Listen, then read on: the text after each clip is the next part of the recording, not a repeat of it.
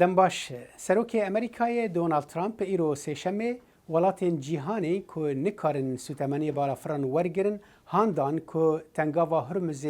کنترل بکن. ترامپ لسر پلتفرما خویا مدیا جواکی ترو سوشال گوت من پیشنیارک هیا جبو همو ولاتین که جبر تنگاوا هرمز نکارن سوتمنی بالافران ورگرن. مینا بریتانیایی که رد کر بشتاری تکبرنا ایرانی ببه. سروکی امریکی دونالد ترامپ گوت جه امریکای بکرن ما گلک هیا ما بستاوی هر حال دوید درباره دا پتروله هنک ویرکیا درنگ مایی آوا بکن بچن تنگاوا هرمزه و دست بدن سروی وی گوت دوی هون فیر ببن چاوا جبو خوشر بکن امریکا ایدی لور نابه که آلیکاری آوا بکه وکو که هون جبو ما نلور بون سروک د پوستک دندجی رخنه لفرانسای کرو گوت فرانسای نهیشت بالافرین کو بر اسرائیل و دچون و کلو پلین لشکریک بارکری بون لسر آخا فرانسای بفرن فرانسا قط آلیکار نبود و درباره خونمج ایرانی ده کو با آوایی کی سرکفتی هات جناورن وی گوت امریکا دی وی که ببیر بینه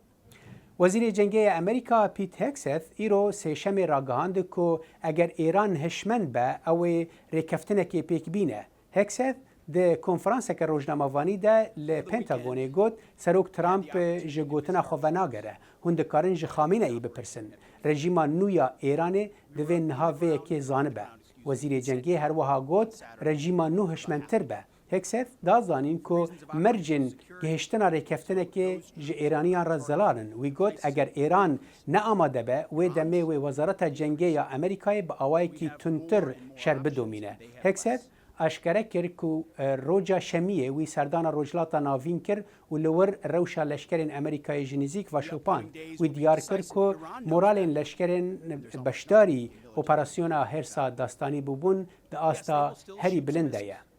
رخصتنا لبورینا ناونتوی امنستی انترنشنال ایرو سهشنبه راپورته که لگل هجماره که وینا درباره ایشک موشکیا ایران دا بلاف کر راپورت دیار کرد که ایرشا موشکیا ایران لسر باجار بیت شمس لاسرائیل که ده انجام ده نه سویل هاتن کشتن ده ناف دجی 4 جوان دوی وکو تاوانباریه که شر وره وکولین کرن ده ایریش دا 46 کس جی بریندار ببون ایریش ده یکی آدار دا بو و ده انجام دا کنشته یک هات ویران کرن و کلینه که نویا امنستی انترنشنال جی نشان ده که ته آرمانجن لشکری یه نزیکی ایریش نبون.